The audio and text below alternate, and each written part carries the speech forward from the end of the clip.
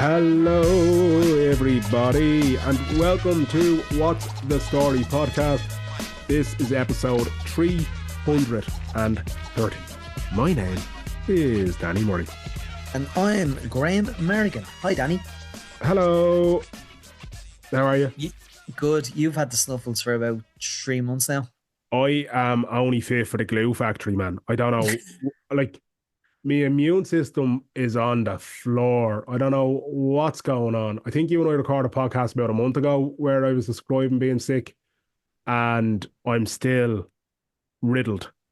So I don't know what's going on. I'm still blaming Centre Parks and being surrounded by children for that weekend and GAA middle class families. I'm convinced I picked something up off them. Yeah. But you look great. Thanks, man. Appreciate it. You know, that's a semi-fresh haircut and a shave. That'll do the world of good for anyone. Lovely, lovely. You Any crack anyway? No, just, we're in strange times, Graham. As we would have said, 5 years ago when we recorded a podcast when lockdown began. Mad that's 5 year. The 5 year anniversary is. I don't understand how it was 5 years ago. In one sense, it feels like it was yesterday. In another sense, it feels like it was a lifetime ago. Yeah, I'd agree. It's crazy. I can't believe it's 5 years ago. It's absolutely off the charts. Yeah, when people were panic buying Jack's roll and tins of tomatoes because the world was ending. So that's what they wanted to do, make tomato soup and wipe their arses properly. Look, that was only for one of the storms. Yeah. With priorities, huh? That's it. If I'm going to go out in a plague, I'm going to go out with a clean hole. That's the attitude of Ireland.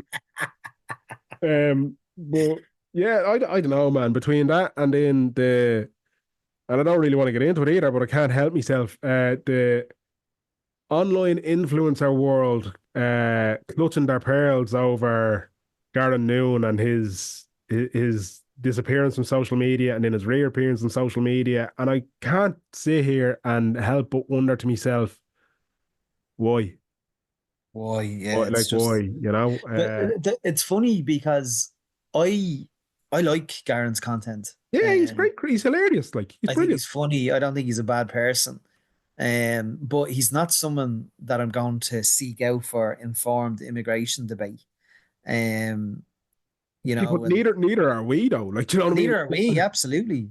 But having said that, when we do have debates or conversations on serious kind of topics, we kind of back it up with facts. Do you know what I mean? We try to. I'm not going to say something that's like someone can like. I would hate to be represented of me saying something and then my response is, "Well, that's just my opinion." I don't want to ever say that in my life, ever. I'm just asking questions. I think there's a weird thing that happens, right? And like, look, we live in a world now where everyone has a platform, and I'm acutely aware of the irony or the hypocrisy or just the stupidity of us talking about this, and when we have, albeit quite a small platform in comparison to others or whatever, but like, I don't know, there was something about the way he said, they're shutting down conversation, they're stopping people from talking about these things, and I'm like, you've got like a bazillion followers that you're broadcasting this to. What the fuck are you talking about? Nobody's shutting you down. Nobody's shutting you down, Garen. Come on, like, and I look, he's come back on and he's kind of taken a little bit of accountability while also kind of, I don't know, I just got the vibe that it was like, it's the same thing as somebody says, I'm sorry you feel that way, as opposed to just saying, I'm sorry. Like, it was just very, I don't know. It left me. At the same time, he doesn't need to give anyone an apology. Do you know what I mean? He doesn't. No, exactly. But I think that the problem is that he opened a can of worms, and he's now failing to put a lid on it. And I think he's tried to put a lid on it, but he's fucking left it ajar. And it's a messy, messy area to try and talk about things, and to try and talk about it with that fucking Egypt Conor McGregor being the catalyst for the conversation. And again, listen, I mean, you and I record enough podcasts when McGregor started out in the UFC and his MMA stuff that, like, we'd listen back to now and we go, Jesus, how wrong were we? And fuck absolutely, me, like, there was a point in time where you almost had hope for him being some sort of sport and galvanizer for Ireland, and it's just the complete opposite has happened. He's just an absolute prick. and But I'll that be was my blunt. annoyance of that was my annoyance of Garen, because I look at his content, I laugh at his content, I find it very funny. But the opening, now I was scrolling on Instagram that day and came Yeah, across it, so I didn't seek it out after a reaction frenzy or whatever. I actually saw it when it was posted, and I couldn't help but think at the end of it, and I kind of said out loud, "Oh no." I yeah, sent it to you with no comment, and thankfully you've sent a voice note back, kind of replicating my feelings on it. But I couldn't help of being disappointed with the opening line of something along the lines of, "People have been asking me to comment about Connor in the White House," and I'm like, yeah, "Don't!" Like, all he had to say was, what I think what he should have said was that sticking with his content, which is reviewing. He made famous for reviewing tea bags, then involving it the food. His music is quite good. Oh, he has an incredible voice. He's Yeah, he has an such incredible voice. such a talented guy. Like, I would have, as a friend of mine, listener to the show, Dovich said to me, all he had to say was, "Your town would be safer with people if people like Conor McGregor weren't allowed in your town. Follow me, I'm delicious." amen. Full stop. Thank you, Father, for Nobody's the sermon. nobody's looking for, the only people that are looking for his opinion on that topic are the wrong type of people. You had the Tate brothers giving him support. I mean, Oh, surely you've done something wrong in your life if you have those two lads fucking supporting you. yeah. Look, I don't know. Online influencers are a strange thing. They're so strange, man. I don't. And look, and don't get me wrong. Like, look, the world is what it is now in terms of like you can make an amazing living by building a following online, and more power to you. Like, Yeah. but I just believe if you have a platform, there's a smidge of responsibility to use it in the right way and for good. And I'm not saying Garen's intent was bad, but I just kind of felt like, oh, So it was you handled got so it wrong. poorly. Yeah, I just It think was you got it wrong. And then just when I saw so many Irish influencers coming out the way they did, it was like fucking when there's a famine in Africa and all the celebrities come out to sing a song. Like, I was like, what the fuck is Or it's this? like when a terrorist attack happens around the world and you're asked to change your profile pic to that country's flag. Yeah, It like was absolutely embarrassing, the I reaction. genuinely thought it was just such an overreaction to what it was, and But just considering these whole people, commentators or whatever, who are like, "Oh, free speech, this, free speech that," he has done that video to 1.7 million followers. The reaction and the reply is, "That's free speech too." 100. And this is the thing. This is why this free speech notion is a very Americanism. It's a Very real American. it's And real we thing. talked about, sorry to cut across, but we talked about 5 years of COVID, but all those type of people that, go down that rabbit hole, they're bringing all that Americanisms into it. Yeah, yeah, Freedom of speech, this freedom of, like the point you made there, he's talking about the government are trying to shut down conversation as he is having a conversation with 1.7 million followers. yeah, Get a yeah. It's hold of just yourself. and this is the thing, And right? we hate the government. So, yeah, don't get me started on that. But like, I just think this whole freedom of speech thing, it's funny how it's always freedom of speech so long as what you're saying is agreeable to their agenda or their ideology. The second you know, what you're saying goes against them, or the second you disagree with them, that's no longer freedom of speech. Like, it's such a weird thing that has to happen for that mental gymnastics to land. And I don't know. I don't know. Online is a cesspit. Yeah. That's why I got off Twitter. That's why I increasingly disengaged. I just And it's look, when he came back, when Garen came back, he said, he needed a relax, he needed a rest. He wasn't cancelled. This no, notion not of at all. being Like, cancelled is gee, just ridiculous. yeah. Like, look, I don't know. I just thought it was a weird microcosm of what the world is now with online things, where like people say things, and rather than people saying, "Man, just hold yourself more accountable on that," and everybody moving on, Mm. it's become something that you and I spent 10 minutes talking about on an episode of the I podcast. know, yeah. I didn't even want to talk about it. Yeah, and But I what I literally will, started this by saying I don't particularly want to get into it.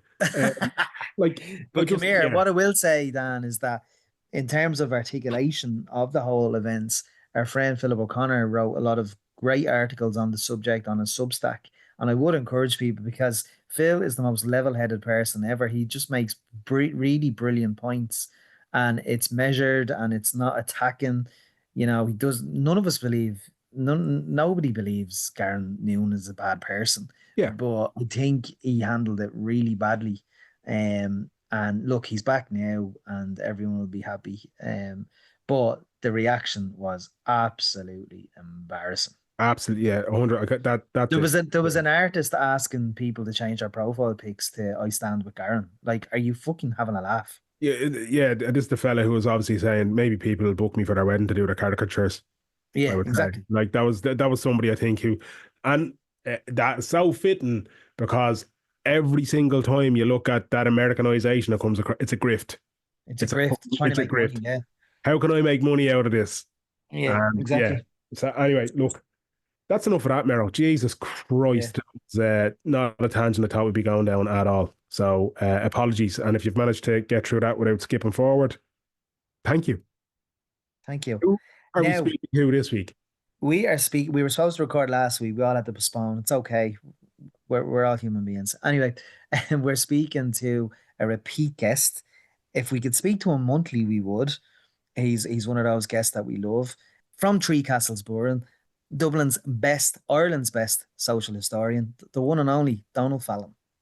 I'm delighted to welcome back, for maybe the 10th time, who knows, Three Castle Burren presenter and the best social historian on the island, the one and only. Unfortunately, he's a St. Patrick Athletic fan, but sure, look, we'll leave that to the side. Donal Fallon, how are you, my friend? Good to be here. I think Shamrock Rovers have finally woken up from their slumber. Yeah, Yeah, We might get blows to on a that. slow, blows We on might a unfortunately. get to slow that start. later on, but Yeah. they're awake at last. How are you? Yeah. Good, good. Yeah, all is well. I've just finished the book. That's always a nice moment where you get to decompress Are a you little only on bit. here So flogging a book? flogging a book again. Come And here, what a congratulations. book. What a book. I tell you lads, Congratulations. Not only, if sorry, your sorry, that's relationship can survive writing a book about pubs, it'll survive anything. I was just going to Listen, say congratulations are in hand for the book, number one, and also for your recent wedding. So sincere Oh, yeah, congratulations. yeah, it was a great day, and the weather played ball, and the Child of Prague actually works for agnostics, which was news to me. All these superstitious things that Roman Catholics do, like putting out the Child of Prague statue. I was like, I wonder will this work for me, and it did. So I'm very, very, And very there you grateful. go. So That's it. whatever part of the universe made that happen, I'm very glad for it. We had unbelievable. straw boys on the streets of Dublin as well, which was great. What? Tell me a bit about the Straw Boys. I know you told me a bit about that before. Down Yeah, in Kerry, is it? down in Dangannicouche, down in Dingle. Or Dingle, Uh, yeah. Sarah's mother is from Kerry. Kerry people have all these great traditions with the straw boys. In some parts of Kerry, they wear them down over their face like masks. And other parts of Kerry, they wear the straws on their heads like hats. But we went with the full Dangany Cooch, the full Dingle look, and they're marching through the streets of Dublin with us. And she's tourists were like, "What the fuck is that?" Some kind of right wing ethno nationalist fucking Irish thing, Blair Witch Project vibe. No one knew what it was, but Irish people got it immediately, I think, and it was probably a long time since there's been a straw boy parade through the streets of Dublin. Yeah, Deadly. it's brilliant though because I heard about it years and years ago, but then I think it was actually you on social media because I think you go down every year for the festival, there, or at least I most years. do. I And do. I think about 48 hours in the family house is the most that I can do, So yeah. I got as far away as I can from them. Only mess. yeah, I, and I then got out to because bang in the as a Dingle. And it's amazing because Dingle is such an amazing place that everyone wants to visit, right? But it's quite isolated. yeah, Like there's no direct train, there's no direct bus even from Dublin down to down there. So you get on the bus every year on Stephen's Day morning, and it's packed full of people. You're always like, oh, everyone's coming down now to get involved in the ran. And then the bus stops at Kildare Village and everyone gets off. And it's just you and the bus driver. Everyone else is looking for 50% off their Tommy Hilfiger shorts, but you're like the only bloke. And the bus goes down to Tralee, and then Portigo, my friend who makes the costumes, picks me up there, and we do the rest of it together, drive on. brilliant. But mad, and they have their own traditions down in Dingle. Like they have a Paddy's Day parade at like 6 in the morning. Like they What? they welcome in the dawning of the day. It's mad, isn't it? And would there be many participants?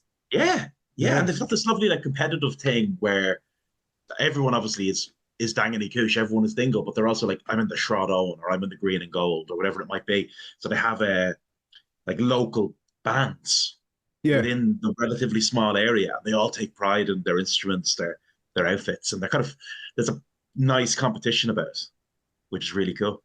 Deadly. Yeah, it's like the 12th of July for sound people. The Paddy's Day thing is mad, isn't it? Because like that again, like the more rural you go, the quirkier but kind of almost more enjoyable it gets. 100%. Like it's brilliant. That's when I moved to Laois, one of the things that just fascinated me was just every small village had its own little parade, Yeah. and they were mad. Just the stuff you see in them is just. I accidentally drove into one in Monasterevin. I don't know, Monasterevin technically Kildare or whatever, but I was technically part of the parade. Just in a van, just beeping and waving at people, going, "Well, I'm in it now." Was surrounded Get by your man off the telly. yeah, surrounded by tractors. I couldn't get out of it, so I was like, "I'm in it now. I have to just commit." So I love the topical floats.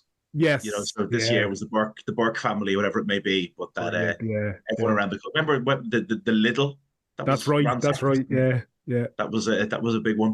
And the So one with the ATM that got pulled out of the wall by a digger one year, that was another one, wasn't it? Like, or Stop. you see the one the Leitrim Gaelic footballers, so it was just an empty float. I didn't get that reference when it happened. I had to read up. So what's going on They had here? to forfeit a game, they couldn't put a team out. Yeah, yeah. So an empty float. Hilarious. But this is hard for people, they'll find a response to everything. they will. Come They here will. and I tell you, your book that you've completed, I'd say it wasn't a hard decision to come up with the topic of pubs, was it? Well, on one level, it's a really fun subject, right? And it's about people enjoying themselves and socializing and traditional music and literature and all these great things. But it's also a tricky subject. I mean, there's a brilliant blog called Dying for a Pint. What a name. I wish I came up with that. And about the sheer staggering number of people who've lost their lives in pubs in Dublin through history.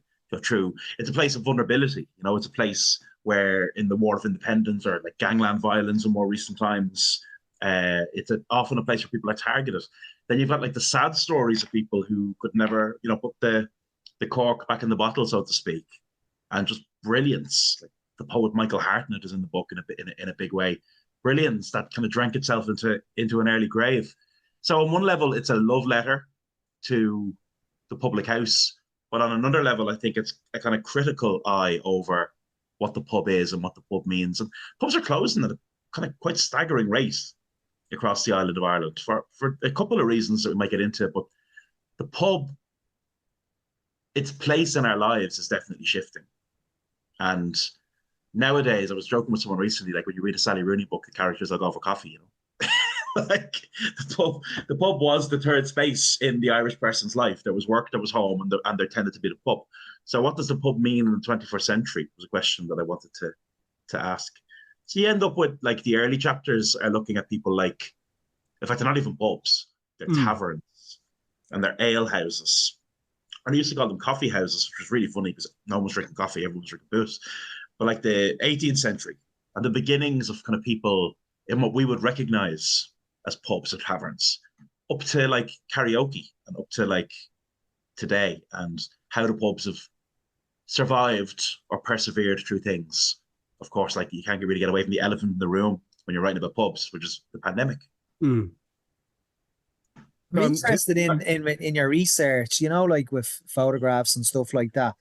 Not research as in you had to go to the pubs, but obviously you went to the public library and stuff like that for archives. What was the oldest photograph you came Oh across? man, I mean, the first thing you should do, whatever you're writing about, is actually go there. Yeah, it doesn't matter if you're writing a book about like football stadiums or public houses. You should go and visit them. And there was pubs that I'd never been in, but I'd heard a lot about. The Wren's Nest. Do you ever go there? No. The Wren's Nest is out in the Strawberry Beds. It's an amazing pub. Like there's a beautiful LP cover called "At Home with the Dubliners."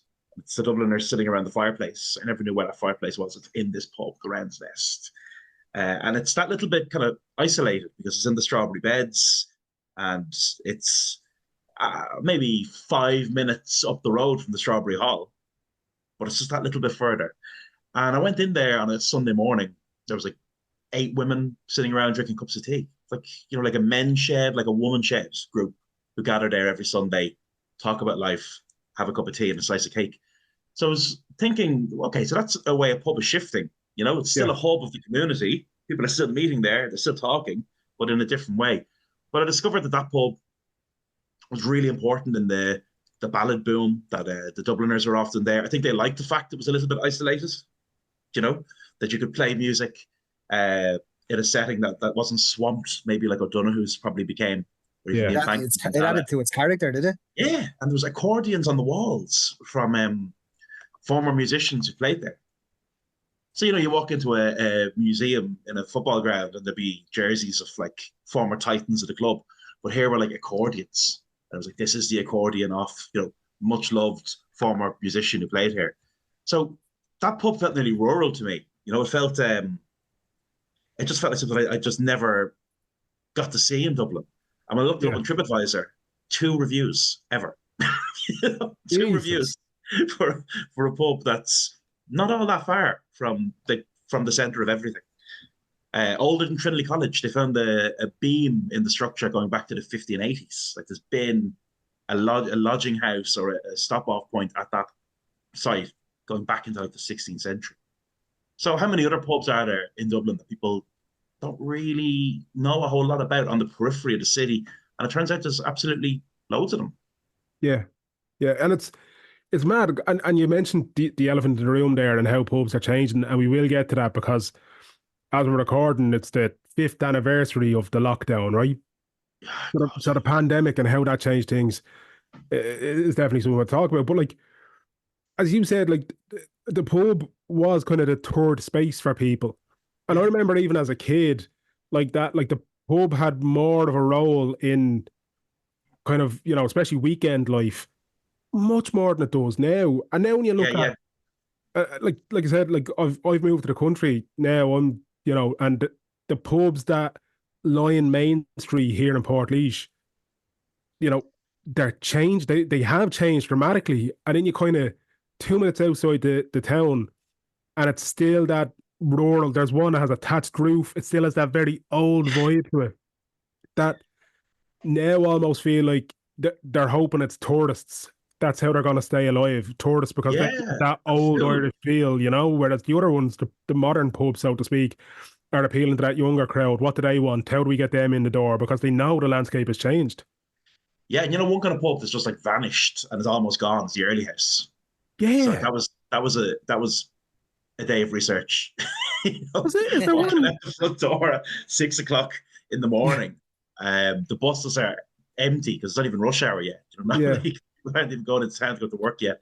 You're passing like the bin men or whatever on the way, and you walk into a pub at 7 o'clock in the morning. 7 o'clock in the fucking morning, and there's people having a pint. Isn't there one down, or there used to be one down the road from the Dáil? Yeah, there was 40 of them across Dublin at one point. Yeah. And I reckon if you want to be strict about it, there's 3 now. Jeez. The Padraig Pearse. I find that kind of funny because Patrick Pearse was a teetotaler. Yeah.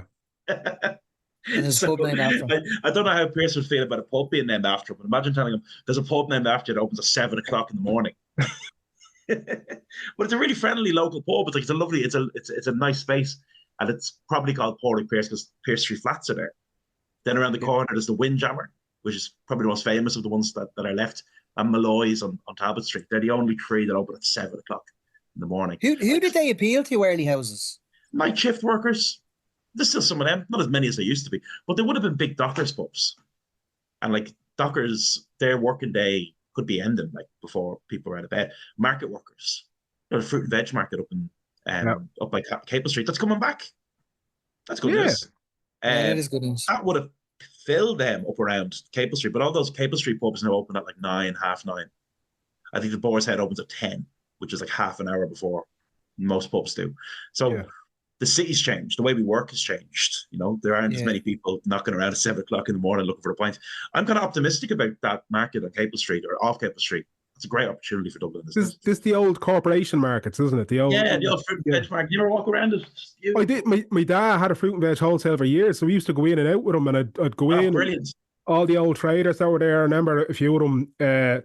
Matt Mullen was a man who just he like, dad jokes are a thing now, but before dad jokes, this man he just had the worst, cheesiest jokes in the world, and I'll always remember it because they were always fruit and veg pun related. Like, you know, you'd be loading up your trolley and he'd come running over to you with a crate of mushrooms, and we'd be like, not mushroom on your trolley for them, is there? You know, that kind of thing. Like, but there was great characters in there, and it was. But even as a kid, you had that appreciation of like just that building and the look of it. You know, it was a shame they let it go for so long. Got lost, doesn't it? It looks like a Belfast building. Yeah. You walk around kind of red brick. Belfast is really Victorian. It's real 19th century industrial revolution, red brick, chimneys everywhere, all that kind of stuff.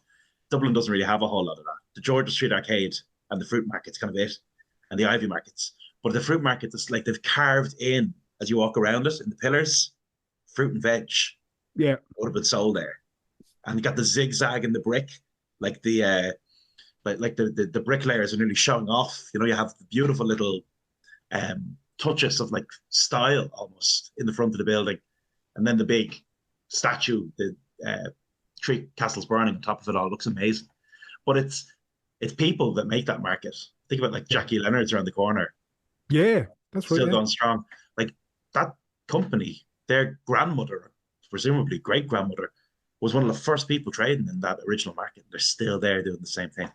Yeah, so and it's great because changing, but there's still a little bit of it. And because so many of them shifted out towards like opposite Glasnevin Cemetery. There's an industrial estate, and so many of them out that direction and that kind of thing. Like, but as you said, like a lot of them, that it's the family name above the door. They stuck around, or they tried to stick around. You know, I think Keelings, they still have a thing in there. Everyone knows what Keelings are, I assume. With berries and that. But like, Jesus, yeah, you're right. It was the people, like the hustle and bustle, literally in that place. At 3-4 in the morning when you'd go in, forklifts going everywhere, lads swearing and laughing, the whole shit. It was brilliant.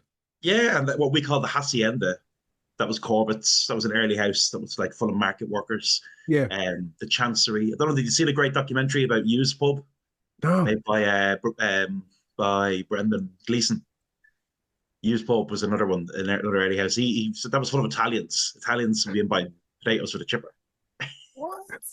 Yeah. It's like, when you think about it, it makes sense. Where were they getting the spuds for the chips up the fruit and veg market? But these early houses, like 7 o'clock in the morning, you'd have women in, lots of women, because overwhelmingly market workers were women. Delivery drivers, Italians from the chippers. It's just mad. Just a mad melting pot of people in these spaces. And Hughes Pub, when the markets kind of began to dissipate a bit, became a big traditional music pub. That's why Brendan did the tribute to it, because he's a musician himself. But yeah, the early house is more or less gone across the city of Dublin. So that was. Do you think it kind of boomed perhaps maybe around the Celtic Tiger? Man, I don't feel like you feel dreadful walking out of a pub. You only had 3 pints, but it's like 7 o'clock. So you're leaving the last one at like 9:15, say, right? People are walking by you going to work. And it's like when you come out of the cinema, when you come out of the cinema and it just hits you, the brightness of the day, you're like, whoa, takes a minute. It really does take a minute to adjust to coming back into polite society after having a pint at 7:30 in the morning. But I thought like one thing that probably played a role in their downfall, ironically, was the death of nightclubs in Dublin. Yeah. Because like what's left, most of the nightclubs have been replaced by apart hotels or whatever else. But I think there was a time, he said, from some experience, where you could just kill the 3 hours or the 2 hours or whatever it might be by going back to someone's house or sitting in a McDonald's and then going to an early house like the Chancery. Yeah. And I remember being 19 in the Chancery one morning. It was a really intimidating place, actually, because you had to get by these bouncers and they were kind of looking at you. And these were kids with like eyeballs like fucking tennis balls, They've been on it all night. But if you got inside, it was like, oh my God, the rest of the world has gone to work and people are still dancing to a jukebox in the Chancery. Yeah, brilliant stories from them. Like, and that's, like you said, it's a shame that like that entire scene is kind of it more or less consigned to history now. Like, I don't see, maybe I'm being too pessimistic, but I just don't see an avenue for something like that to ever for the boom club again. scene Like, to recover. Yeah, I mean, I think what's kind of interesting about that scene, and Sunil Sharp has been leading that big fight, Give Us the Night. yeah, Anytime they put on a different kind of clubbing in Dublin, for example, early clubbing is a big thing at the minute, isn't it? Like a night starts at 7 and ends at midnight. yeah, Or sober clubbing, which I think is brilliant. It's a great idea. Sober clubbing, where people are asked not to show up drunk or under the influence of anything else. People still go, and yeah, people have a great time. So actually, the socialize, the crack of going out, and getting done up, and going for the dance, that seems to be as important to people. You know, there's Yeah, this doomsday thing that, like, if you let the clubs open 2 hours later, there'll just be like the battle of the Boyne every Sunday morning. And it's not gonna. I don't think it's gonna be like that. I think there will be some teething problems, like yeah. Like, but like everything though, like everything. the very young. Yeah, the very young will not listen to the very old and will go a little bit too wild. But in the long run, I think having those spaces open longer and later is probably better. But sure, look when you're when you're on holidays. I remember being in the Canary Islands or whatever, and a nightclub would close at like 6 a.m. But you're like I might leave at 3. You might get some food, then you get a taxi back to the apartment. But there was never a battle of the Boyne scenario like in other countries. I remember being in Prague. I remember being in Berlin, and Yeah, those type of cities. Just if they can do it in other cities, of course they can do it here. Like, yeah. You're not emptying everyone onto the streets at the exact same time. That's a very Yeah, good thing. But like young people are drinking less. So at the end that's of the day, it. I'm kind of they're asking this taking question: more drugs, though, aren't they? they're taking more drugs, and they're taking different kinds of drugs. Yeah, Like I definitely remember when I was going out at like 19, 20, that everyone, like, ecstasy was the drug of dance music. And now cocaine is the drug of everything, it seems. yeah, And that definitely contributes to the kind of the feeling of lawlessness at the end of the night and Yeah, gambling. because back in the ecstasy ages, people would just want to hug and kiss you. Then it Yeah. evolved into cocaine, and you were nearly being stabbed or being started on in a fight. Like, Yeah, there was a documentary about that time, um, Notes on Rave in Dublin, and Liam Dollard was in, a great DJ, and he remembered people go up to each other and say, "What's your name? Where are you from? And how many are on?" And they were raving in like all kinds of places. They were raving in the Mansion House. In yeah, That's just mad to me. The Lord Mayor's house, the big room at the back of the Mansion House. But the prevalence of different drugs creates different. Not that ecstasy is something people should be indulging in, but the presence of different drugs now, I think, has added to people, a my more point being in hostile. that is that people were harmless on ecstasy. Yeah, generally You speaking, know, I was generally gonna say speaking. Jesus, Mero. Yeah, yeah, yeah. And if you weren't yeah, stuck beside them, yeah. I But it's love you, man. Did I the ever tell the you I love the you? evolution of that relationship that we have with drink is like I I don't drink anymore myself, but like Yeah, even at the like I remember being in a pub, it must be about 3 years ago, and we went in for a boy tea, right, which now I think is a big part of pubs play, like the food element of it. Um, Come on. but there was young lads in there, and they weren't like when I was there, age in early 20s, you were going in, you were probably trying to buy the cheapest drink you could so that you could stay and you could make your day yeah, last kind yeah. of thing. They were on the whiskey, but they were not like they were like it was just Nurturing this it. Yeah, it was yeah, this weird thing to watch these like essentially kids, talk about whiskey. I was like, and it wasn't like this is in the country. This isn't hipsters we're talking yeah, about. I was like, the game has changed here. This isn't like the €2 a drink promotions of college and that kind of thing, are all. yeah. And now I'm like, geez, our relationship with alcohol has completely shifted. Yeah, and one thing that kind of booked one of my favorite pubs. At one point, I was thinking like, "Oh, write a book about like the 12 streets thing, to pick 12 pubs and write about the 12 pubs across the island of Ireland." And like one pub that I really love. Have you ever been in Bittles in Belfast? No. Bittles is like it's like the Grogans of Belfast. You walk in, it's just like very interesting art all over the walls. One guy painted Jerry Adams and Ian Paisley with their arms around each other having a pint. Like that never happened. Kind of Like fun environment and full of nice kind of Belfast humor. But I remember reading that the barman recently, like someone ordered a fizzy drink and he said, "Oh, man up," or whatever, or "We don't serve non-alcoholic beers." And I think that kind of attitude really irks me, because your drinking shouldn't be threatened by someone else not drinking. Yeah, And yeah, I've noticed that when I was researching the traditional music chapter went to all these pubs, like McNeil's and Capel Street's an amazing pub for traditional music. Obviously, the Cobblestone is there, and so is Piper's Corner. But you walk into a session, and there's as many cups of tea on the table as there are pint glasses of stout. You know, some people want to Yeah. really be in the moment when they're playing traditional music, or they just, you know, they might have driven into the session. So it was interesting to me that in a lot of pubs, actually, it's not only that people are drinking less, people in the pub itself are drinking less.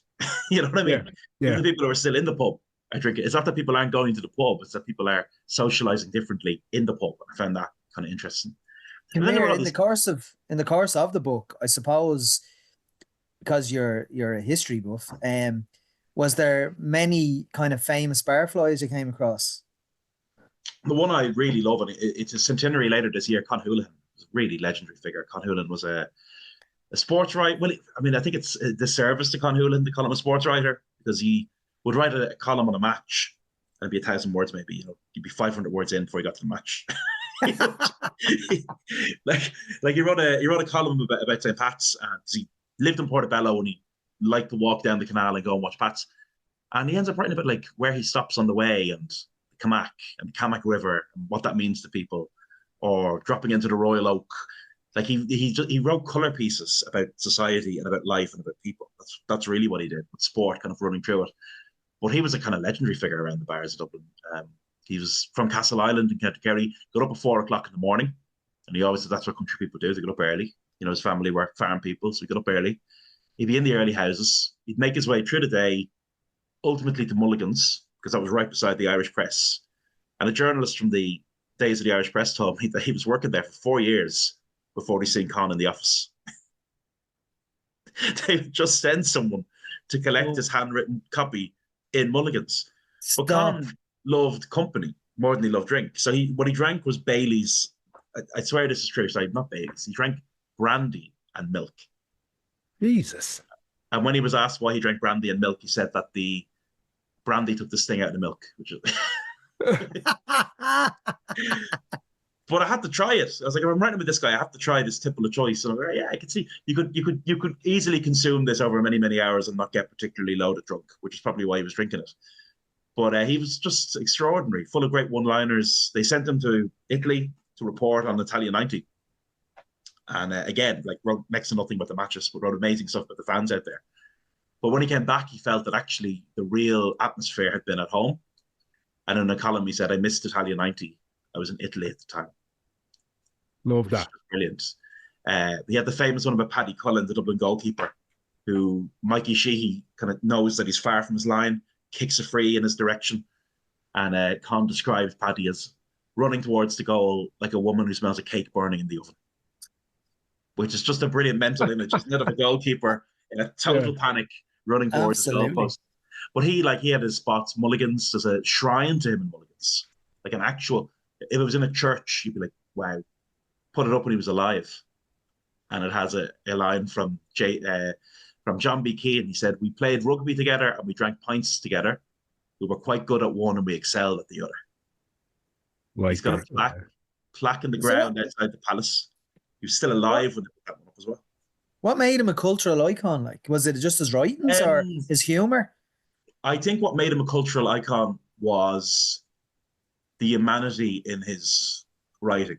So he really loved to be amongst what Miles would have called the plain people of Ireland, if you know what I mean. So he writes in one column about St. Pat's. He says that one of the great tributes of my life, he says, was to walk into the cubicle of a toilet in Emmett Road, and someone had written on the back of the door, Con Houlihan says St. Pat's will never die. You know, to him, that was an accolade worth more than any like journalist of the year. And his reports are often full of these little nuggets about people who he was standing with, you know, on the Camac, or, you know, watching the Dubs on the hill, or watching his beloved Kerry, or in Lansdowne Road. But I remember going down Bagot Street into Searson's and the Water. Every pub on Bagot Street had a little shrine to him. Con would stop in here on his way back from a game in Lansdowne Road. So the idea of the journalist who mingled amongst the people on the level of the people in the pubs of Dublin, I think that's a dying, like, that doesn't happen now. You know, you don't walk into the back of the palace anymore and there's like 20 journalists sitting around talking. That's how it was in the 1940s. maybe Con was the last of that kind of tradition of the journalist writing his copy in the corner of the book. Is there a Con Hewlin book in you? There's one coming out this year. Someone's putting together a collection of his writings again, which will be really, really nice. Wow. But yeah, fascinating.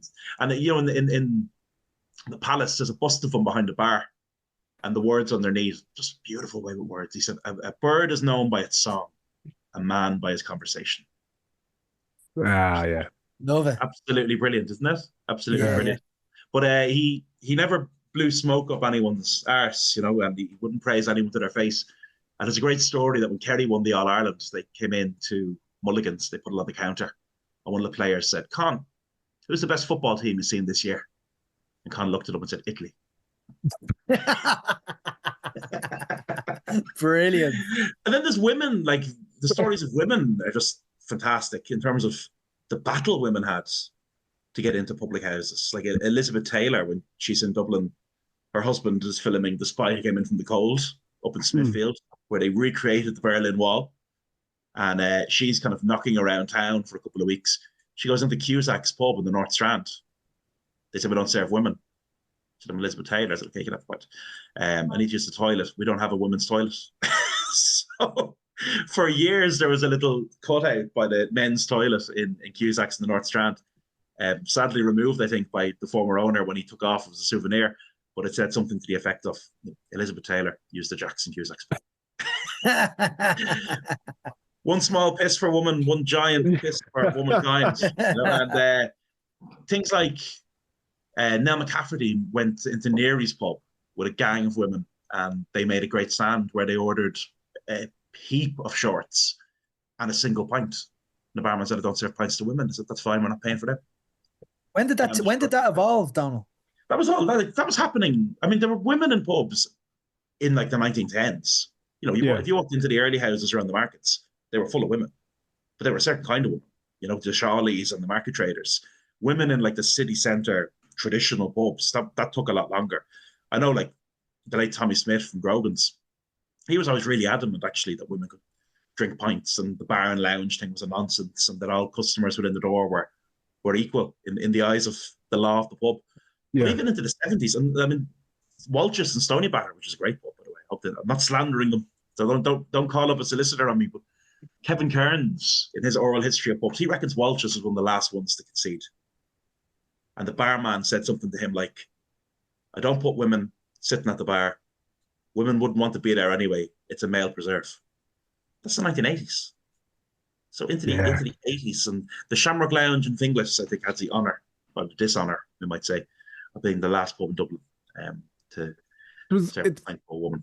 There was a great clip shared recently online on this very topic, but it was from Australia, and it was like that was the Australian news reporter, who was a woman, was in the pub, and the men were kind of saying, "Well, if you're in here, I can't talk to my friends, so I can't I can't blind, I can't this."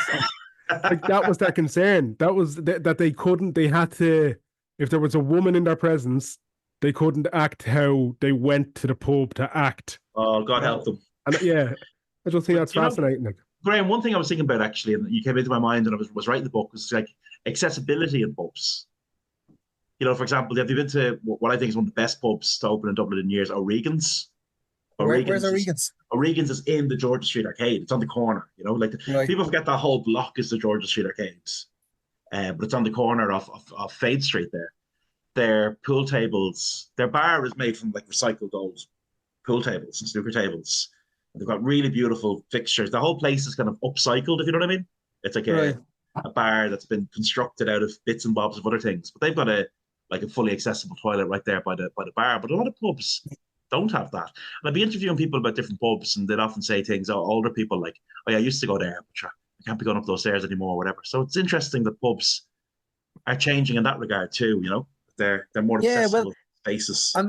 There is, like, when I was drinking a lot more in my 20s, and I would have been going into the city centre a lot, you'd probably navigate your drinking patterns of places that you knew that had a toilet.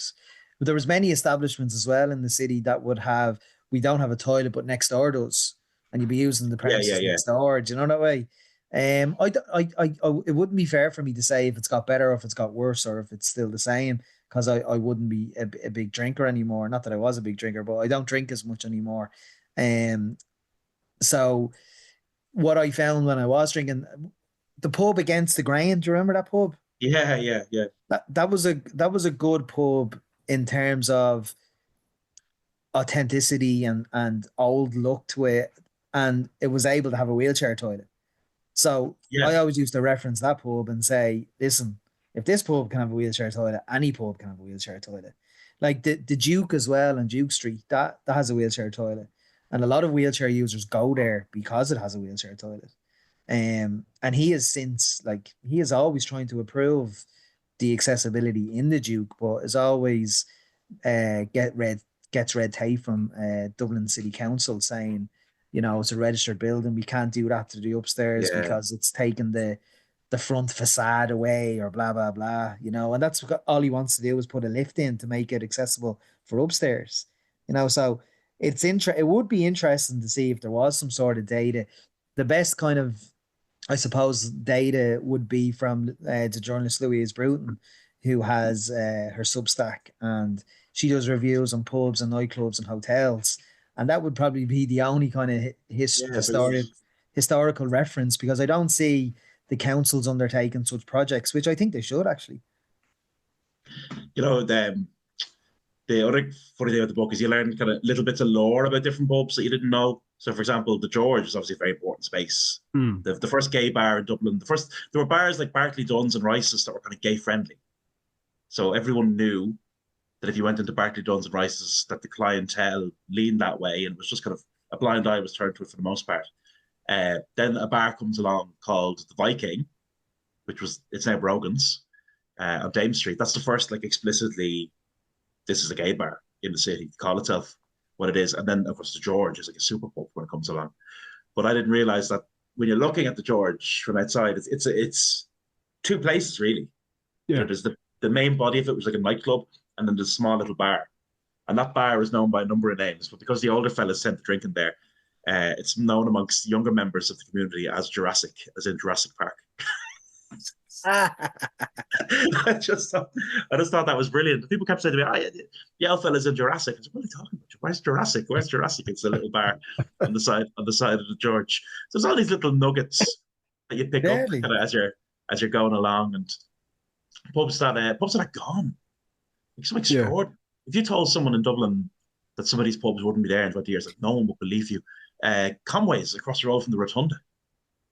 That is just rotting. That physical front is just falling away. Obviously, they're going to redevelop Moor Lane probably very badly in the near future.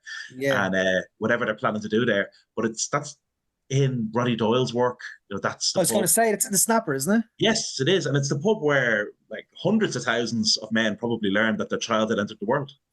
Yeah. Jeez, when you think of it like that. Yeah, and it had a direct line, between the Rotunda and the pub. It was looted in 1916. The only time in the history of Dublin, by the way, lads, when more women have been arrested than men that year. Wow. 1916, yeah, women were out looting everything that wasn't nailed to the ground. I've got some great accounts in the book of looters. The policeman talks about seeing a woman wearing a fur coat and two unmatching high heels. Walking down the street with a bottle of whiskey in each hand. It's just an amazing visual, isn't it? Yeah, absolutely. So if someone tells you that their granny was out in 1916, they might not mean coming them on. They might mean she was Luke Cleary's. Yeah, she was reckoning of. I was asking you earlier on. I was asking you earlier on about old photographs of pubs and stuff, and I remember seeing a project. Lee Miller, the famous World War II photographer, he went around Dublin, did he? And just took photos. Yeah. I have to be honest and say, I would see these pictures over the years in World War II books and presume Lee Miller was a man. When I was reading about World War II. Yeah, there you go. And then I discovered this amazing story of a woman who was a photographer with Vogue, photographing fashion very beautifully during the Second World War, because she's American-born. The British don't want to do it, but the Americans allow her to go to the hospitals and to photograph wounded soldiers. Kind of propaganda, for at home. these are the troops, support the troops. And she wants to get a bit more involved in things, and she begins photographing some of the last major battles in France on the front lines. This is guerrilla fighting in urban centers, and she's there. She goes to the concentration camps. She photographs the liberation of the camps. She is in Hitler's apartment in Munich, I think, on the day that they learn Hitler has committed suicide. And she takes off her muddy boots, gets into Hitler's bathtub, and there's a photograph of her. This extraordinary, this fashion photographer turned war eyewitness. She comes to Dublin in, I think, 48, 47. She's like right after the war. And she's on a commission to photograph Joyce's Dublin. And she goes into the Palace Bar. I remember seeing the Palace photo, yeah. Gorgeous. It's one of the best pictures of Dublin anyone's ever taken.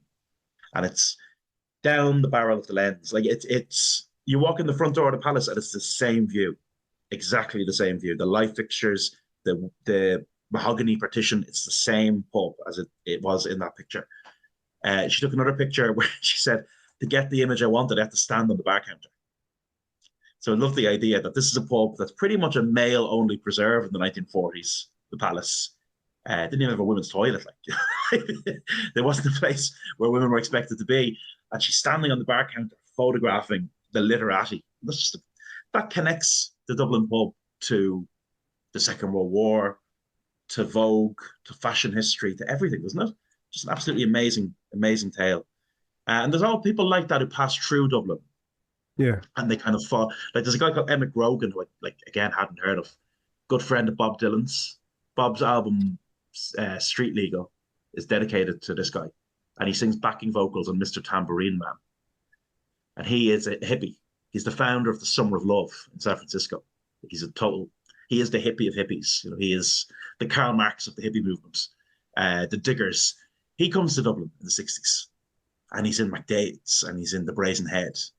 And he writes about this and trying to find the revolutionary spirit of Dublin or whatever in the 60s. So the pubs have always lured people here from all over the world. And I remember walking into the cobblestone one day and there was a young Japanese guy playing the uilleann pipes.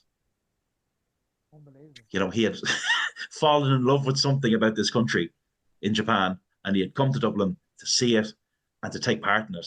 And for him, sitting on the cobblestone playing the pipes was probably like a homecoming of sorts in a country he'd never been in before. So incredible, isn't it? It's incredible. I was in Tokyo before, and the Irish bars that I was in Tokyo, they're so small and compact, probably 12 by 12. But Jeez. The abundance of character in such a small space that they have over there was just off the charts. Like they might have 6 in a small radius because they're so small, but you do feel like you're sitting at home, like. And this romantic idea. There's a thing about Paris. Japanese people have a thing they call it Paris syndrome, where they romanticize Paris so much, and they just think it's Emily in Paris, and they think everyone's walking around like it's like 1920s on the left bank or something. Then they get there and there's rats everywhere, people get robbed in the subway. And they're thinking, oh my God. On the metro, sorry. I hope that doesn't happen in Dublin. And there's a very cynical view. I remember talking to people about Temple Bar, and someone goes, oh, it's a good thing, isn't it? Because it's a magnet for tourists, and they go there and keeps them out of our way. Like I don't like that idea. I think people who come here in the right spirit and with hope in their hearts to experience something real, I always hope they find it. So when you see the American with a tear in his eye clutching his pint glass in McNeil's on Capel Street or the Piper's Corner, I think that's really special. Yeah. Do you think is there a true kind of worry that we'll have? It's not going to be a case of Ireland will have no pubs left, but I mean seriously though, the price of everything in pubs these days is off the charts. Like I mean, prior to the C word, COVID, Danny was saying there earlier on about they've adopted a consumer thing of eating and food, and their main kind of take in is food. And before COVID, you could probably get a meal for like $9.99.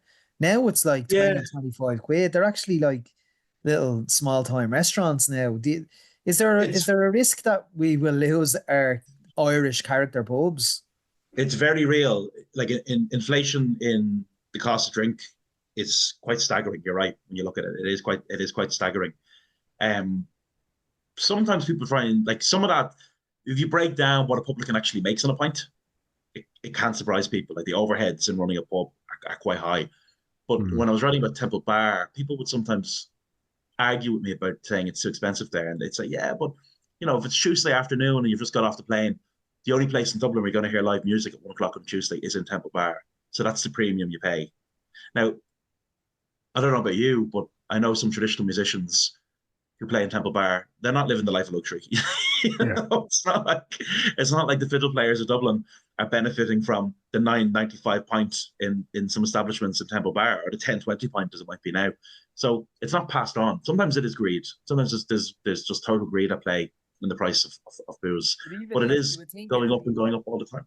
Yeah. Like a lot of the drink suppliers are focusing on and a lot of heavy marketed into 0% drinks.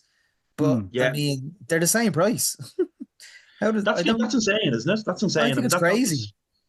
That was something that should have been encouraged to be a lot cheaper as an option. I think they're quite nice. Should be half price. Should be half the price. Nice.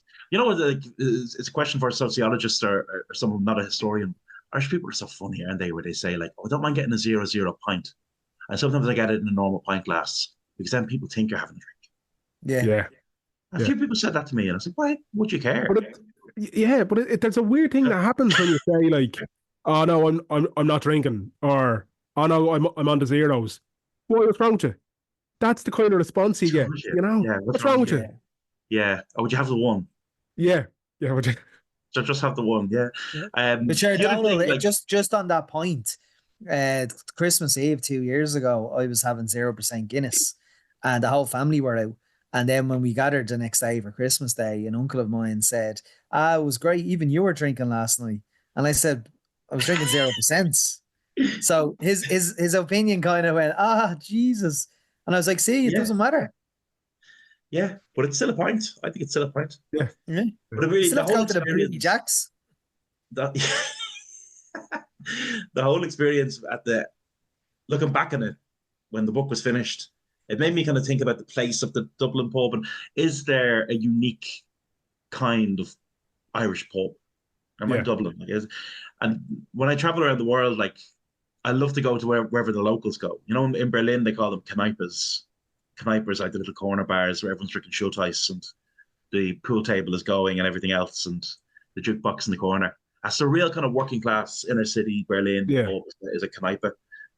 We were in one of them, and someone said to us, "This Kneipe hasn't closed for 25 years before the pandemic. The 25 years the doors were open." And there was nothing in there that convinced me that wasn't true. In London, I think English pubs have a different feeling from Irish pubs. Paris without the wine bars is unimaginable. The taverns of something like McSorley's in New York feels so different from the pubs we have in the centre of Dublin. So I kind of came away from it thinking maybe there is a kind of unique kind of Irish pub, but it's also important that pubs live in 2025. Yeah. They don't feel, I won't name any names, but I think there are some pubs that want to capture a moment that's gone. And they want it to be 1975 or 1955 or even 1795 or whatever it was. And I think it's nice to see pubs grow and develop and become what they want to be. Your mic is down again. Awful now. Sorry. You're back now. I was saying, what pubs are you talking about? But I'm only taking the piss out of you. I was just wondering, in terms of your research of the book, was there any kind of trends in terms of like folk music and stuff in pubs? Yeah, I mean, one thing I really don't like when people talk about the folk music revival, right? Because I think the music has always been there. There's not a revival in the music. There's a revival in public interest in the music, or there's a revival in the commercial success of the music. But the music was always there. So I think there are people like Tom Mulligan, who runs the Cobblestone, who are really great, important figures, because it's all well and good to fill your pub with bearded young fellas playing banjos when it's commercially popular and commercially viable. But it's always been part of the life of the Cobblestone. The Cobblestone doesn't care if traditional music is popular or not. They just love traditional music and they're going to play it. I think Piper's Corner is the inheritor now of the next great traditional music pub in Dublin. I can see your demo posters behind you. Sean McKeown, who's an amazing piper. Isn't he just extraordinary, Sean? Brilliant. Sean plays in there quite a lot, and I think his playing the Rocky Road to Dublin is just amazing player. Eamon de Barrow would play in there as well, and he's a And musician. McDara Yates, my friend, the singer's sometimes there, and it's natural. Finton be there as well. Would he, Finton Moorfield? Yeah, and Sean Potts, who maintains it, comes from like traditional music royalty, but it's organic and it's natural. And again, it wouldn't matter if a traditional Irish record never touched the top 1,000 in the charts again. You would still hear traditional music in places like Cobblestone and Piper's Corner. I think when things are doing well, there's a real buzz where every pub in town wants to have a trad session, and you end up with someone singing Sweet Caroline on Thursday night, or that'd be Danny. That'd be Danny. Over, but like this. Something really organic about Piper's Corner, about Cobblestone, about McNeil's and Capel Street. I just think it's great. And that's an intergenerational scene, which is really positive about it too, where you have, people in their 70s and their 60s, singers or older, mingling amongst people that are finding their feet in that world. There's always been a lovely culture of that intergenerational thing in folk and traditional music that I think is so important to us. I'm not going to allow any disparaging comments about Neil Diamond on this podcast, Donal. So I'm gonna say people happen to break into the Sweet Carol or Crackling Rosie for that matter, whatever it might be. Yeah, when I was in O'Donoghue's recently and someone's belting out the Beatles. Beatles are an Irish band, I suppose. Yeah. Badly. Donal, George Ringo Byrne, who you remember, Shamrock Rovers fan. Yeah. George Ringo Byrne once described Oasis as the best Irish band since the Smiths. And he's not wrong. He's someone like Ringo. Like I used to see Ringo all the time in Fallon's on the Coombe. That was his spot. And for years, they had the picture of him behind the bar wearing his SRFC Ultras t-shirt and his scarf. But these are kind of there was just like a topography. There's a map in your head of different people. Mulligan's is Con Houlihan. The Palace is Lee Miller. Fallon's is Ringo. You start to associate different places. O'Donoghue's is Seamus Heaney, or Seamus Heaney, Dubliners, all of that moment. Seamus Ennis, I should say. Coming into this year, there's big anniversaries coming up. Do you want to talk about them briefly? Yeah, there's always anniversaries. We just had the 100 years anniversary of the shutting down of Monto, and did a lovely event for that. It was actually my last episode was that event. There's a book out about Monto now, isn't there? Caroline West, she came on the podcast, and Caroline is a sex educator. She's brilliant. She's a sex educator. But this country's come so far. There was a time when an Irish politician said there was no sex in Ireland before television. I was listening to her talk about the book. Sorry, I haven't listened to your pod yet, but I will. But I was listening to her talking about the book and the research, and it was just, I would have loved to see a documentary on it, because the archives that she came across, or the anecdotes or the stories of the whole red light district in Monto, it just sounded fascinating. Like, Monto to me sounds like it would have made an amazing Peaky Blinders style series. Yeah, absolutely. It had absolutely everything. It had the revolutionary dimension. Philip Shanahan, who was a Tipperary. This is another thing I couldn't answer. Why are so many publicans in Dublin from Tipperary? Yeah. Like Ryan's and the Palace. Like we could rattle off like 20 big pubs in Dublin, all tip publicans. But what's going on there? Yeah, it's a great question. Why so many tip publicans? But this guy, Phil Shanahan, he ran a pub in the middle of Monto. And I found this great line. I have it here in front of me. Dan Breen said, "The lady prostitutes used to pinch the guns and ammunition from the tans and leave them for us at Phil Shanahan's public house.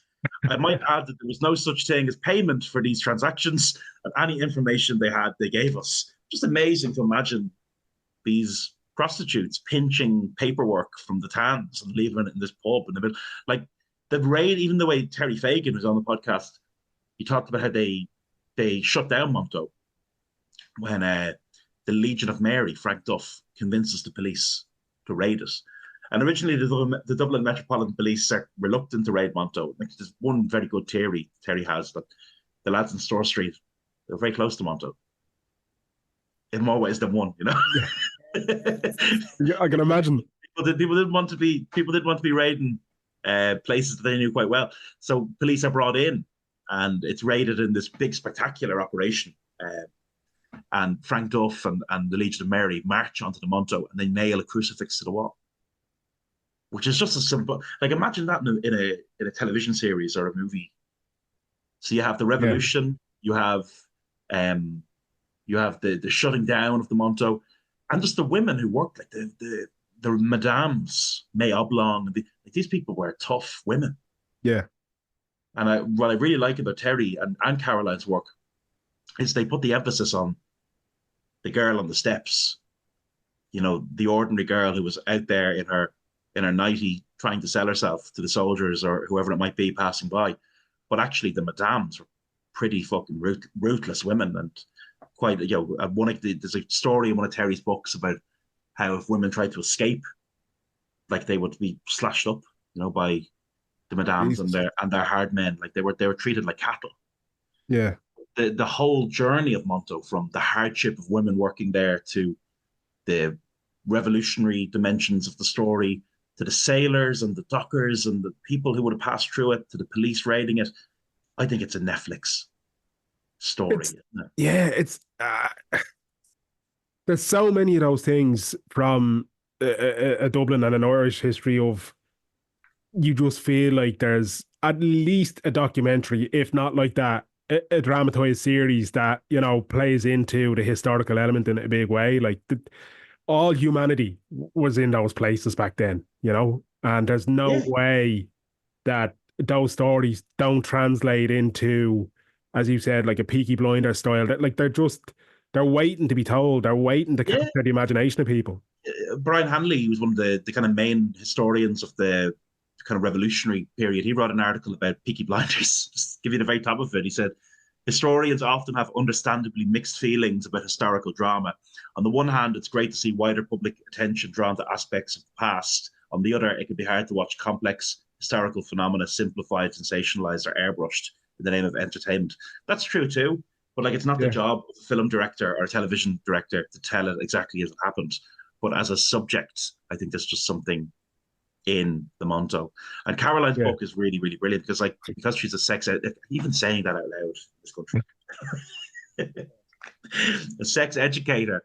Like, she did her PhD about pornography and about women who work in the porn industry, and the AVN Awards, which are the annual, like the Oscars of sex work. Yes, yeah. And you're very familiar. Yes, there, Danny. Absolutely, yeah. Quite familiar. I'm on the voting panel. Yeah. Have you seen the guy in England who goes up to people on the streets? He's on Instagram and TikTok, and he shows them, like, famous adult stars and says, "Who's that?" No, I haven't. No, that's brilliant though. Guys are out with their wives and go, "I've not a clue. I've never seen that woman before." Don't know who that is, but that's what her background was in, studying the adult entertainment industry, and I think that brought something quite unique to how she looked at Monto. Yeah. And did she get an award at the AVN? You what? Did she get an award at the AVN? No, she was doing her PhD. I thought she was recognised for her work. Interviewing sex work. No, she's interviewing sex workers. So she knows how to weave that stuff into the historical narrative in a way that's kind of interesting. Because Monto is often, like, just good for a laugh. Take up the Monto, which is a satirical song. Yeah. The guy who wrote it, George Desmond Hodnett, he wrote it as a kind of wind-up, that he could create a song that would just become part of the canon of folk music. But he had written it as a bit of a dare to himself, and he never really intended for it to become what it did. When Luke Kelly got it, Luke saw, like, this is actually quite a brilliant number, and it became part of the Dubliners canon. But Monto, for most people, just conjures up a funny song. Yeah, yeah. Is council doing anything to market the 100 years? There's a lot of money's gone into the Monto. So the lab is down there, which is a brilliant gallery space run by the Dublin City Council Arts Office. They're trying to transform the area in a way that its past isn't airbrushed completely. Because that was always the policy down there, was just, like, they just renamed streets all the time. It's like, if you change the name of the street, then the memory of everything that happened there before will somehow just disappear. So ironically, one of the streets down there now is called James Joyce Street. Like, James Joyce was a former punter of the Monto. So one of the only people commemorated on the streets of Monto is Joyce, who probably got syphilis. I mean, the beginning of Joyce's descent into blindness was probably in the Monto, and he's commemorated on a map. But I think Terry Fagan is amazing because he goes around doing tours, and he had the good sense in the 1980s to start interviewing the very elderly people in the area because they had memories of Monto. And he plays these memories as you're standing on a street corner. Here's what someone told me about Philip Shanahan's pub when he hits play, and you hear it brought to life. That's really special. Yeah. I think Terry's one of the great tour guides of Dublin. They call him Monto Terry. That's Monto and Terry. Dev's 50th anniversary. Yeah, well, that's a mad one, isn't it? Dev died in 1975. Yeah. And I was thinking about Dev because he kind of went on forever, Yeah. It's mad that a guy who was in Boland's Mills in 1916 was sitting beside John F. Kennedy when Kennedy drove through Dublin in 63. Like, that's a long time. Yeah. And I remember someone telling me they were in Cuba and they walked down to the beach at night and they were asking the kids, what do you think about Che Guevara? The kids were all like, we love Che Guevara. We love Che Guevara. And at the time, Castro was alive. He said, what do you think about Castro? They go, oh, we don't like Castro. But Castro to them meant like the authorities, the governments, the powers that be. That kind of happened to Dev, didn't it? That had Dev died in the barricade, in 1916, he'd be a folk hero to so many young people. But I think they talk about Dev's Ireland in terms of the 20th century. He's synonymous with, I suppose, everything that happened after. Yeah, but one thing I really find admirable about Dev that's not talked about enough, like his foreign policy. When the Italians invaded Ethiopia in the 30s, the League of Nations just turned a blind eye and said, essentially, who cares about Ethiopia? And Dev said, well, if you don't care about the rights of your weakest members and your smallest members, this thing doesn't have a right to call itself a League of Nations. And I think a lot of our policy internationally, I think neutrality, because I know you had Tom Clonan on the podcast, Ireland has great respect in the world because of its peacekeepers, because of its military neutrality, and because of its commitment to the rights of small nations. And some of that comes, I think, from De Valera. So, like, you live long enough, you become old enough, you start to hear yourself praising Eamon De Valera. That's one thing I think is really admirable about Dev, is that I think our foreign policy, a lot of it goes back to the decisions he made. As you said, though, he spans that entire sort of era of revolution right the way through to Republic and everything else. And it's that, I can't remember, is it Batman that I'm going to fucking use this from? But it's that whole thing of either you die the hero or you live long enough to see yourself become the villain. And I think that's a little bit what happened to Dev. But, and I know we're tight on time, so, but am I right in thinking as well that Dev had like, obviously Ireland had the neutrality thing during the emergency, as it was. But was there something about him and Otto Skirnsey being invited to Ireland? Was he Hitler's bodyguard or something, Scarface? And Dev setting him up with property in the Curragh? Or am I imagining that? Yeah, and there's all this stuff about Dev signing the Book of Condolences for Hitler. I mean, that's a big one. You shouldn't waste your time, but I do keep an eye on the Israeli tabloids these days, Times of Israel and stuff, just to see what I have, like keywords like Ireland or whatever, and I kind of look at coverage about Ireland because I find it interesting. And they always say, De Valera sided with the Allies, sided with the Axis during the Second World War, and signed the Book of Condolences for Hitler. I mean, there was no Book of Condolences for Hitler, so he couldn't sign it. And two, like members of my family fought in the British Navy during the Second World War. There was no attempt made to stop people from joining the British Armed Forces. You could go to England and work in a munitions factory. Like, the state locked up the IRA in the Curragh. People like a friend of mine, Fergus Whelan, his father ended up locked up in the Curragh. And the IRA, of course, had got De Valera elected in the 30s. Yeah. And one of the guys in there said to someone else, can't believe this. They locked us up in here and I voted for them 36 times. One of the most rigged elections in Irish history. But his state intelligence was shared with the British. Weather reports were used for the D-Day landing. They were essential. Yeah, that's right. Yeah. Like, there's no way in hell you could read Ireland in the Second World War as politically neutral. Yeah. Because it wasn't. But what's happening now in sections of the press and in abroad in Israel and other places is they're conflating military neutrality and political neutrality. And this thing that Ireland was some anti-Semitic hellhole during the Second World War. But just before I go, I always think about Dev as being a bit like Charles de Gaulle, in France, because it just went on forever. Yeah, absolutely. De Gaulle was the hero of the Second World War for the French, and then in the 1960s, the students are out building barricades in Paris and shouting down De Gaulle. So that's kind of what happens. The worst thing you can do in politics is live for a long time.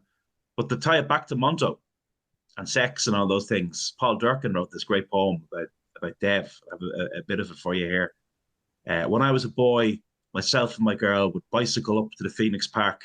Outside the gates, we used to lie in the grass, making love outside Oris and Uachtaráin.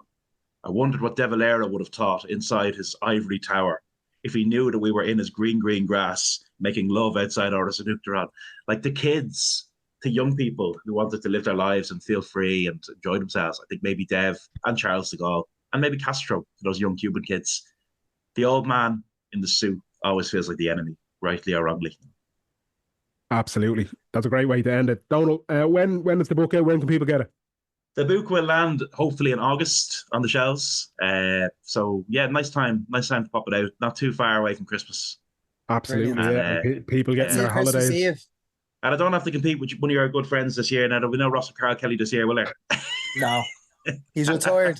But I'll see you Christmas Eve to sign the book for me. I will indeed, and I'm looking forward to that. And thanks as ever for having me on. I just there's no other podcast in the world where you get Russell Carl Kelly, Tom Clone, and George Foreman. We didn't even get to talk about George Foreman. We do. We'll have to catch up on that next. We just tweeted George Foreman. Literally, in actual fact, another podcast at the time got him first because he confused the two podcasts. They nipped into that gap. We tweeted him, he responded, and they nipped in, and he obviously went, "Oh, that's the Irish podcast I said I'd go on." Oh, brilliant. Oh, but that was it.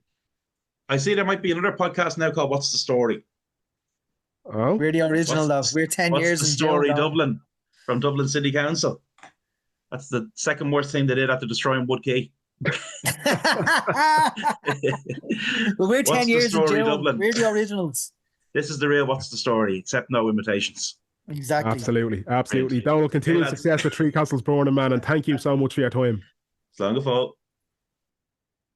Massive thank you to Donal there for his time, which he's always extremely generous with, but also just he has such a way of making history tangible, relatable, and interesting, and his knowledge and wisdom around what's happened on the streets and the buildings of Dublin and Ireland. Jesus, we need to bottle that because he's the emphasis of what's that word? I've used a completely wrong word, so apologies. But he's that type that has just found what he's so passionate about, and you can hear it in his voice that he's passionate about what he does. Yeah. And like you said, that those things like that need to be bottled. I mean, when he had the TV show on RTE, I loved it, National Treasures. Yes, and it's such a great concept. He could have brought it all over Europe, the sport, the Aspa everywhere, go into their attics and see what they have history-wise. And I just think he's so easily accessible, easy to listen to, and so knowledgeable. I said a load of words there, pronounced them incorrectly, so apologies. That's all right. If you haven't listened yet, check out the Three Castles Burning podcast. It is brilliant. Just stories of all humanity, and fascinating. It's brilliant. So anyway, massive thanks to Donal, and I look forward to the book coming out in August. It'll definitely be on the list to read this side of Christmas. So, Merlo, that'll do us for this week. I'm gonna go and horse a load of Sudafed into me, and I hope the Jays will some. I've been hoping for the last few weeks, but sure, look, here I am, still alive, but just about clinging on. If people want to listen to any of our previous episodes, or even with Donal or with our guests, including the late great George Foreman, how can they do so? They can search WTS Pod on any podcast provider, or they can go to WTSpod.com. He's at Daniel Murray, I'm at Merrigan Mania, and we'll see you next time. Clear eyes. One arts. Can't lose.